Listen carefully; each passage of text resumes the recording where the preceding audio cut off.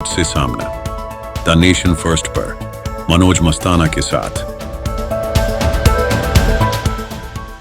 नमस्कार, मैं मनोज मस्ताना, आप देख रहे हैं टीएनएफ। आपका बहुत बहुत स्वागत। दोस्तों, सबसे बड़ी खबर यह है कि क्या ममता बनर्जी चाहती हैं कि बीजेपी बंगाल में ईडी की कार्रवाई करे या कोई भी कार्रवाई करे ताकि ममता बनर्जी को उसका फायदा मिले।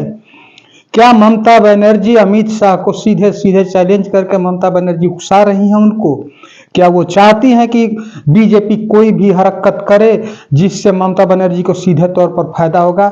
चंद मिनट के वीडियो में ये पूरी बात आपको बताने वाले हैं कि किस तरह से ममता बनर्जी बंगाल का रण जीतने जा रही है और बीजेपी कहां फेल हो रही है।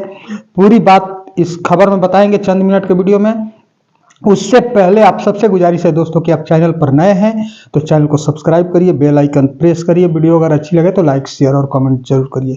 दोस्तों, बंगाल शेरनी जो कहा जाता है ममता बनर्जी को, कि बंगाल शेरनी बंगाल की रण में बीजेपी के हर पैतरे पर भारी पड़ते जा रही है। जो खबरें आज के डेट में आप हर जगह सुन रहे हैं, तो उसका सीधा सा मतलब यह है कि बीजेपी 2021 के चुनाव में दीदी ओ दीदी कह करके फंस गई। प्रधानमंत्री मोदी जी का वो बात आप सुने होंगे, जब उस समय दीदी ओ दीदी करते थे। इसका फायदा ममता बनर्जी को मिल गया और बीजेपी हार गई। और इस बार ईडी की कार्रवाई करके महज 1.5 महीना पहले चुनाव से ईडी की कार्रवाई करके बीजेपी एक बार कहीं ना कहीं बंगाल में बैकफुट पर दिख रही है। और ममता बनर्जी का सीधे सीधे अमित शाह को चैलेंज करना और अमित शाह को शुभेंदु अधिकारी के जरिए कोयला तस्करी का पैसा शुभेंदु अधिकारी के जरिए अमित शाह तक पहुंचने का आरोप लगा देना ममता बनर्जी के लिए तुरुप का एक। आप हिम्मत से काम लो, आप लोकतंत्र पुलिस प्रोसेस में जीतो। आप एजेंसी लगा के हमारा पेपर लूट करते हैं, करते लूट, बोलते झूठ। हमारा पेपर लूट करते हैं, हमारा स्ट्रैटेजी लूट करते हैं, हमारा डेटा लूट करते हैं, हमारा वोटर लूट करते हैं, हमारा बंगाल को लूट करते हैं, हमारा भाषा को लूट करते हैं। तो जीरो में आ जाएगा। I am sorry mister Amit Shah and mister prime minister, please control your home minister. का बना हुआ है। और ममता बनर्जी इस हमले के बाद कहीं ना कहीं बीजेपी को बैकफुट पर किया है, जिसके बाद शुभेंदु अधिकारी के द्वारा एक ट्वीट किया जाता है, एक नोटिस भेजा जाता है ममता बनर्जी को। और जिस नोटिस पर ममता बनर्जी कोई संज्ञान नहीं लेती है, बल्कि उसे साइड रख देती है, बगल रख देती है, डस्टबिन में रख देती है। कोई उस पर अपनी प्रतिक्रिया नहीं देती, नहीं नोटिस का जवाब देती है।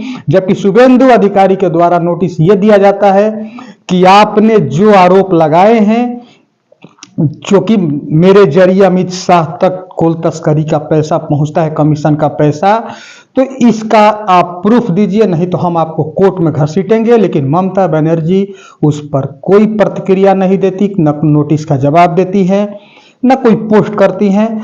जिसके बाद से अब शुभेंदु अधिकारी कोर्ट की कार्रवाई करने के बारे में सोच रहे हैं। अगर वास्तव में दोस्तों शुभेंदु अधिकारी कोर्ट की कार्रवाई करते हैं तो ऐसे में ममता बनर्जी को डायरेक्ट फायदा होने वाला है, क्योंकि ममता बनर्जी के जो टीएमसी के जो नाराज कुछ वोटर्स भी हैं, वो भी कहीं ना कहीं ममता बनर्जी के साथ खड़े हो जाएंगे। क्योंकि ममता बनर्जी सीधे बंगाल प्राइड की बात करती हैं, बंगाल की अस्मिता की बात करती हैं। और ऐसे में हर बंगाली ममता बनर्जी के साथ खड़ा हो जाएगा और बीजेपी को फिर 2021 वाली स्थिति में बीजेपी पहुंच सकती है। ये खबरें निकल करके सामने आ रही है दोस्तों, क्योंकि शुभेंदु अधिकारी के जरिए कोयला घोटाले का कमीशन का पैसा अमित शाह तक पहुंचा था। आपने ममता बनर्जी को सुना था। और ममता बनर्जी साफ तौर पर कह रही हैं वीडियो में कि अमित शाह को कमीशन जाता है, मेरे पास सारे पेन ड्राइव है। ऐसे में जब बयान ममता बनर्जी देती है, शुभेंदु अधिकारी तुरंत एक्शन में आते हैं और नोटिस भेजते हैं, लीगल नोटिस भेजते हैं ममता बनर्जी को। लेकिन ममता बनर्जी उस नोटिस का जवाब नहीं देती हैं और जवाब न देने के बाद कुछ प्रतिक्रिया ही नहीं देती है, उसे साइड रख देती है, समझिए। और उसके बाद बीजेपी अब होता है कि बीजेपी मानहानि का केस करने जा रही है ममता बनर्जी पर, तो क्या बीजेपी ये कार्रवाई करेगी? शुभेंदु अधिकारी अगर इस तरह की कार्रवाई करते हैं तो इसका ममता बनर्जी को फायदा ही होना है। तो क्या बीजेपी, अब सवाल खड़ा ये होता है कि बीजेपी इस चाल को भाप गई है, तो क्या बीजेपी कोर्ट तक इस मानहानि के केस को लेके जाएगी? ममता बनर्जी पर कोर्ट में मानहानि का केस करेगी? तो बिल्कुल दोस्तों, अगर हमारी राय मानिए तो बीजेपी ऐसी गलती करने नहीं जाएगी बंगाल में, क्योंकि बीजेपी जानती है कि अगर इस तरह से करने का मतलब है कि बंगाली वोटर्स को नाराज करना, जो ममता बनर्जी से नाराज भी वोटर हैं वो कहीं ना कहीं ममता बनर्जी के साथ खड़े हो जाएंगे और ममता बनर्जी को ऐसे में हरा पाना मुश्किल होगा बंगाल में। और ममता बनर्जी को हराने की हर जुगत में बीजेपी लगी जरूर है, लेकिन ममता बनर्जी दिन प्रतिदिन जस जस चुनाव नजदीक आ रहा है बीजेपी पर भारी पड़ते जा रही है दोस्तों। ऐसे में बीजेपी के नोटिस पर ना जवाब देना, कोर्ट की कार्रवाई करने की धमकी देना ममता को फायदा ही पहुंचाने वाली बात है, क्योंकि बीजेपी टीएमसी के नाराज वोटरों को भी एकजुट करने का काम कर रही है। और ममता बनर्जी यही वजह है कि एक बार नहीं बार बार बीजेपी को उकसा रही हैं। अमित शाह को चैलेंज करना हो, प्रधानमंत्री मोदी के ऊपर बातें करनी हो, कमेंट करना हो, शुभेंदु अधिकारी को लपेटे में लेना हो, ये जितनी भी हमलाएं ममता बनर्जी कर रही हैं आज के डेट में, ये सारी बातें, सारा आरोप इसलिए लगाया जा रहा है ममता बनर्जी के द्वारा कि ताकि बीजेपी इससे उकसे भड़के और बीजेपी कुछ ऐसा कदम उठाए, ईडी जैसी कार्रवाई करे, सीबीआई जैसी कार्रवाई करे, जिसका डायरेक्ट फायदा ममता बनर्जी ले सके। तो अब दोस्तों सबसे बड़ी बात यह है कि बीजेपी को अगर बंगाल जीतना है तो बीजेपी को पेशेंस रख करके ग्राउंड पर मेहनत करना है। इस तरह की कोई कार्रवाई नहीं करने की जरूरत है जिससे कि ममता बनर्जी जो आग में घी डालने का काम कर रही है उसका करके उसका डायरेक्ट फायदा ममता बनर्जी को मिले।